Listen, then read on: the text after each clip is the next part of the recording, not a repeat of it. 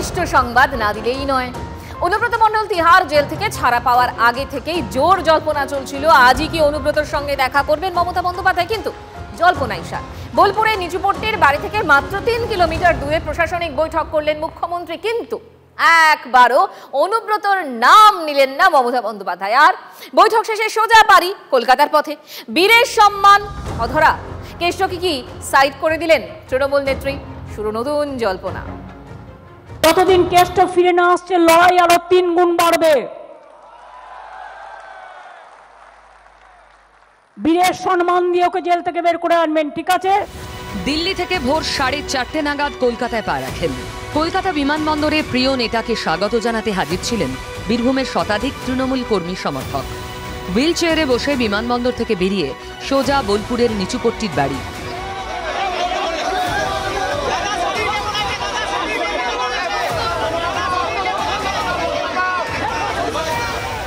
দু বছর পর ঘরে ফিরলেন অনুব্রত মণ্ডল।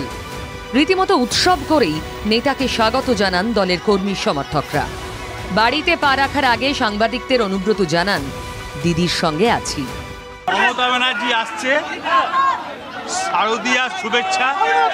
মমতা ব্যানার্জিকে আমি ভালোবাসি, মমতা ব্যানার্জিকে আমি ভালোবাসি। দিদি যেমন আমাকে ভালোবাসে, মমতা ব্যানার্জিকে গোটা ওয়েস্ট বেঙ্গলের মানুষ ভালোবাসে, অল ইন্ডিয়ার মানুষ মমতা ব্যানার্জিকে ভালোবাসে। দেখি শরীর পায়ের অবস্থা খুব খারাপ, দরকার হলে দিদির সঙ্গে। দিদির সঙ্গে দেখা করারও ইঙ্গিত দেন অনুব্রত। কেষ্টমণ্ডলের নিচুপট্টির বাড়ি থেকে মাত্র 3.5 কিলোমিটার দূরে গীতাঞ্জলি প্রেক্ষাগৃহে মঙ্গলবার প্রশাসনিক বৈঠক করেন মমতা বন্দ্যোপাধ্যায়। স্বাভাবিকভাবেই জল্পনা তৈরি হয় মমতা অনুব্রতর সাক্ষাৎ নিয়ে। প্রথমে মনে করা হচ্ছিল হয়তো বোলপুরের প্রশাসনিক বৈঠকেই হাজির থাকবেন অনুব্রত। পরে শোনা যায় দিদির সঙ্গে একান্তে দেখা করতে চান কেষ্ট, আর মমতা তাঁকে সেই সময়ও দিয়েছেন। কিন্তু কোনো জল্পনাই শেষ পর্যন্ত সত্যি হয়নি। বীরভূমের বন্যা পরিস্থিতি খতিয়ে দেখে প্রশাসনের কর্তাদের প্রয়োজনীয় নির্দেশ দিয়েই কলকাতার পথে রওনা হন মুখ্যমন্ত্রী। এ নিয়ে বিরোধীদের খোঁচা। অত্যন্ত বুদ্ধিমতী মহিলা, উনি জানেন যে আজকে যে জেল থেকে ছাড়া পেয়েছে দুর্নীতির জন্য, তাকে গিয়ে আমি যদি গলায় মালা পরিয়ে আলিঙ্গন করে তাকে যদি আশীর্বাদটা দিই, সেটা আবার কিছু ভোট চলে যাবে।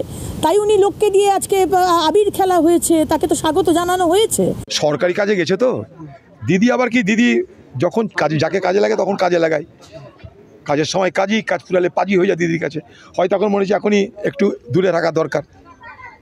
অনুব্রত এখন ছোঁয়াচে রোগ, অনুব্রতের তো কোনো ছোঁয়াচে রোগ আছে, দূরে থাকা দরকার। মমতা বন্দ্যোপাধ্যায়ের সঙ্গে অনুব্রত মণ্ডলের সুসম্পর্কের কথা সুবিদিত।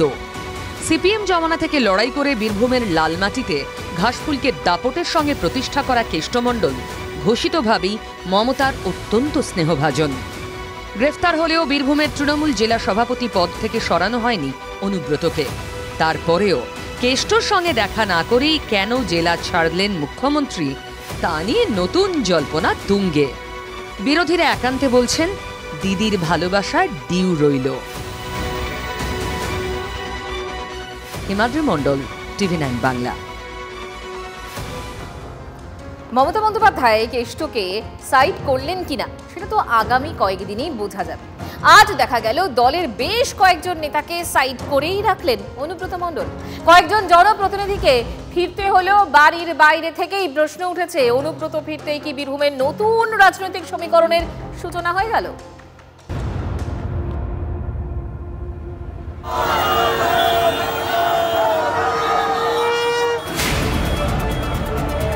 দর্শচক্রে ভগবানও ভূত হয়, আর রাজনীতিক দর্শচক্রে সেটা অনেকটা পেন্ডুলামের মতো। সময় পরিস্থিতি কখনো উপরে তুলে দেয়, আবার কখনো নিচে নামায়। গরু পাচার মামলায় বীরভূমের দোর্দণ্ড প্রতাপ নেতা তৃণমূল জেলা সভাপতি অনুব্রত মণ্ডল গ্রেপ্তার হওয়ার পর তার বিরোধী বলে পরিচিত কাজল শেখের গোষ্ঠী রকেট গতিতে উঠে আসে। অনুব্রতহীন বীরভূমে পঞ্চায়েত লোকসভা ভোটে ঘাসফুলের জয় জয়কার হয়। অনুব্রত তিহারে থাকাকালীন জেলার নেতারা তার সঙ্গে যোগাযোগ রাখেননি, তা নিয়েও ক্ষোভ জানিয়েছিলেন মেয়ে সুকন্যা। তবে এই 2 বছরে তার প্রিয় কেষ্টর কথা বারবার স্মরণ করেছেন মমতা। তাকে দক্ষ সংগঠকের তকমাও দেন। অনুব্রত জেল মুক্তি নিয়ে ইঙ্গিত দিয়ে রেখেছিলেন।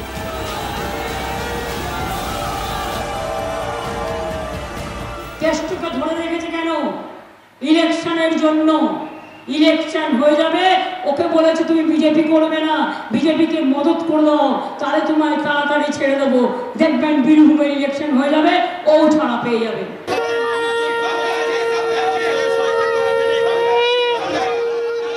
2 বছর জেল জীবন কাটিয়ে মঙ্গলবার বীরভূমে ফেরেন অনুব্রত মণ্ডল। জেলা সভাপতিকে কার্যত বীরের সম্মান দিয়ে স্বাগত জানান তাঁর সৈনিকরা। জেলার নেতারা ইতিমধ্যে এসে উপস্থিত হয়েছেন, তারা চেষ্টা করছেন অনুব্রত মণ্ডলের সাথে দেখা করার, কিন্তু প্রশ্ন হচ্ছে যেদিনকে এখান থেকে অনুব্রত মণ্ডলকে নিয়ে যাওয়া হয়েছিল সেদিন কিন্তু কেন্দ্রীয় এজেন্সির লোকজন ছাড়া বড় কোনো তৃণমূলের নেতাদের এখানে দেখা পাওয়া যায়নি, কিন্তু অনুব্রত মণ্ডলের জেল মুক্তি হতেই এখানে কিন্তু ভিড়ে ঠাসা। সকাল সকাল বোলপুরের নিচুপট্টির বাড়িতে হাজির হন তৃণমূল কোর কমিটির 2 সদস্য মন্ত্রী চন্দ্রনাথ সিংহ ও বিধায়ক বিকাশ রায় চৌধুরী। তখন একতলার ঘরের অফিসে বসেছিলেন অনুব্রত, কিন্তু বাড়ির ভিতরে ঢুকে দেখা করতে পারেননি দুজনের কেউই। কিছুক্ষণ অপেক্ষার পর ফিরে যান মন্ত্রী বিধায়ক। এখন তো ব্যস্ত হচ্ছে, শারীরিকভাবে আমরা নিশ্চয়ই ঠিক সময় যাব, দেখা হলো যেটুকু, এরপর আমরা ঠিক সময় পৌঁছে যাব। জেলা তৃণমূলের আর এক নেতা মলয় মুখোপাধ্যায়ও হাজির হন কেষ্টর দুয়ারে। তখন অবশ্য খাওয়া দাওয়া করতে দোতলায় উঠে যান অনুব্রত, কাজী মলয়েরও কেষ্ট লাভ হয়নি। তার সাথে দেখা করার জন্য আমরা এসেছি। তিনি অত্যন্ত শরীর তার ভালো নেই, পায়ে প্রচণ্ড ব্যথা আছে বলে শুনেছি। তার মতন বিচক্ষণ নেতা যখন আছে এবং দিদি যার উপরে ভরসা করে, তিনি নিশ্চয়ই সবাইকে নিয়ে একসাথে চলার পরামর্শ দেবেন এবং তিনি মাথায় থেকে সবটাই দেখবেন। সূত্রের খবর, কোর কমিটির আরেক সদস্য তৃণমূলের জেলার সহসভাপতি সুদীপ্ত ঘোষ এন্ট্রি পান অনুব্রতর বাড়িতে। সুদীপ্তই কোর কমিটির একমাত্র সদস্য, যার সঙ্গে ঘণ্টাখানেক আলোচনা করেন অনুব্রত। কি কথা হলো দুজনের, এই বিষয়ে মুখ খুলবেন না বলে সাংবাদিকদের এড়িয়ে অনুব্রতর বাড়ি থেকে বেরিয়ে যান সুদীপ্ত। অনুব্রত অনুগামীরা আবেগে ফুটছেন, আর বিরোধীরা কেষ্টমণ্ডলকে গুরুত্ব দিতে নারাজ বিরোধী দলনেতা। রাজকীয় সংবর্ধনা বাজি মারছে। আমি গুরুত্ব দিতে নারাজ। মন্ত্রী বসে আছে, আপনাদের মিডিয়ার কাজ নিয়ে এসব দেখাচ্ছেন, মুখ্যমন্ত্রীও যাচ্ছে, এসব আজে বাজে অশিক্ষিত লোককে দেখাচ্ছেন। বিরাট বড় মিলন উৎসব হবে আজকে। নেতা জেল থেকে এসেছেন, চুরির দায়ে জেল কেটেছেন। টিএমসির কাছে এরাই গর্ব, এরা বাঘ, সিংহ, হাতি, কারণ সম্পত্তি আছে। তো কেউ যদি মনে করে থাকেন যে শুধুমাত্র একটা জামিনের মধ্যে দিয়ে তার বিরুদ্ধে যে অভিযোগ আছে, দুর্নীতি, প্রাতিষ্ঠানিক লুট, মানুষকে পিটিয়ে খুন, সমস্ত গণতান্ত্রিক ব্যবস্থাকে ধ্বংস, প্রতিবাদকে রক্তাক্ত ক্ষতবিক্ষত করে দেওয়া, এটা কিন্তু জনমনে প্রতিষ্ঠিত। তিনি বেরিয়েছেন, তিনি যাবেন, আসা যাওয়ার খেলা চলতে থাকবে। অনুব্রত তিহারে যাওয়ার পরেই তাঁর থেকে দূরত্ব বাড়াতে শুরু করেন তৃণমূল নেতাদের একাংশ। খোদ তৃণমূল নেত্রী সুকন্যার পাশে থাকার নির্দেশ দিলেও সেটা কেউ কানে তোলেননি বলেই জেলা তৃণমূল সূত্রে খবর। নিজে গ্রেফতার হওয়ার আগে এ নিয়ে উষ্মা প্রকাশ করেছিলেন সুকন্যাও। দূরত্ব বাড়ানো নেতাদের কার্যত বিশ্বাসঘাতক আখ্যাও দিয়েছিলেন। সেই তথাকথিত বিশ্বাসঘাতকতারই কি শোধ নেবেন অনুব্রত মণ্ডল? হিমাদ্রি মণ্ডলের রিপোর্ট, TV9 বাংলা।